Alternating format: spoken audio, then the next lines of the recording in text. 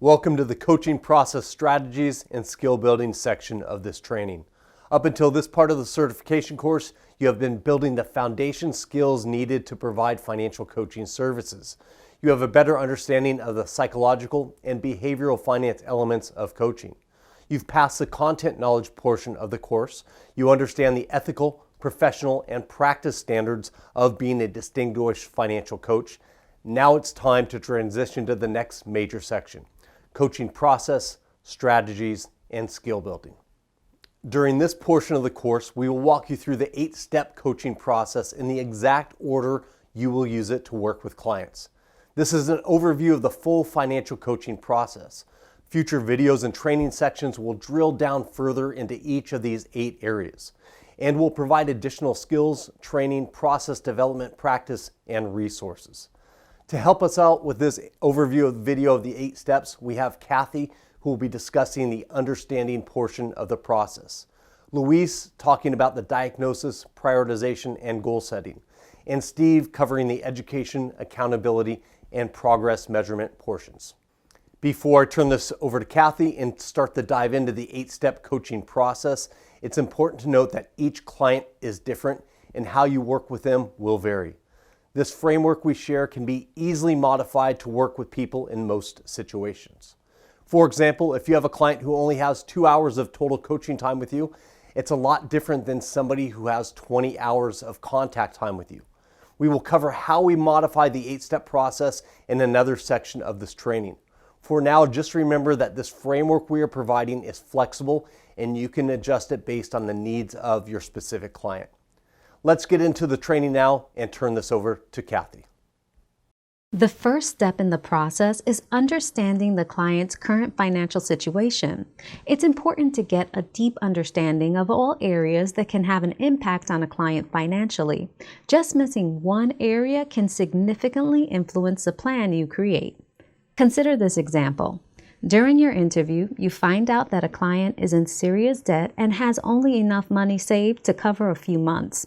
But you didn't discover that the client has an inheritance that will be collected within the year. Just failing to discover this one fact would completely change the plan you develop for the client. In this part of the training, you'll learn about the different interview styles and how to gain the information you need using a conversational tone. We teach you how to build a professional environment, whether you conduct the interview in person or virtually. Lastly, you will learn about the interpersonal and listening strategies that will best help you understand your client's situation.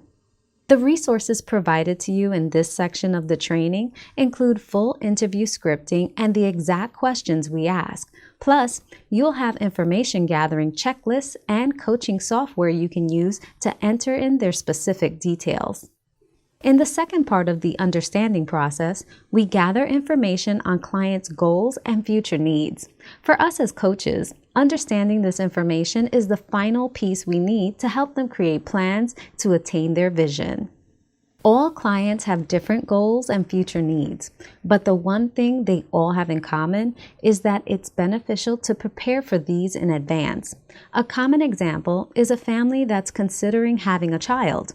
Helping them plan for the several hundred thousands of dollars it will cost them to raise a child for 18 years will be an important area where they need to prepare. To best understand clients' goals, we need to possess skills that help us dig down into their core needs and enable us to listen effectively. We also need to assess people's willingness to work towards their stated goals and help them evaluate the importance of those goals in their lives. Lastly, in this section of the skills training, you will learn to assess clients' future purchase needs and plan for any dependents. To help you with this process, you will gain access to surveys, questionnaires, and activities that help clients think through their goals and future needs. The understanding of your client's situation, goals, and needs serves as the foundation of the coaching process. Now, Luis will walk us through the diagnosis, goal setting, and prioritization phases. Being able to diagnose clients' financial status based on your understanding of their situations and goals is a key trait of a distinguished financial coach. In this part of the training, we will teach you how to identify root causes that are contributing to a client's current and future financial situation. For example, a client may be in debt. Well, debt may be a symptom of some underlying cause. It may be something as simple as overspending, or maybe the client has poor credit, which is causing his or her loan rates to be high. Or maybe the client just had an unexpected medical emergency and is trying to recover. Diagnosing the cause of the client's debt will help you holistically help the client move toward a stronger financial position. In this part of the training, you will learn how to identify the root causes of your client's financial problems. This is a critical skill set to develop, and we will spend extra time in the training to help you build this ability. The coaching software and diagnosis guide will also help. These resources simplify the diagnosis process, and you will be able to clearly show it to your clients. Once we diagnose a client's situation, we meet with the client to set goals that will help define the steps necessary to reach his or her desired financial status. We start by talking with our clients to find out the areas they're ready to address. Then we work with them to establish short, mid, and long-term goals with reasonable timelines. To ensure that you are successful in this step, the training includes instructions on how to help clients set goals, brainstorming techniques you can employ with clients, and helping them write effective goals. You will also find resources in this section that include a client goal-setting activity and worksheet to guide them. Once the initial goals are set, you can work with clients to prioritize the steps that will help them maximize their efficiency. Planning the areas to address gives the coaching process structure.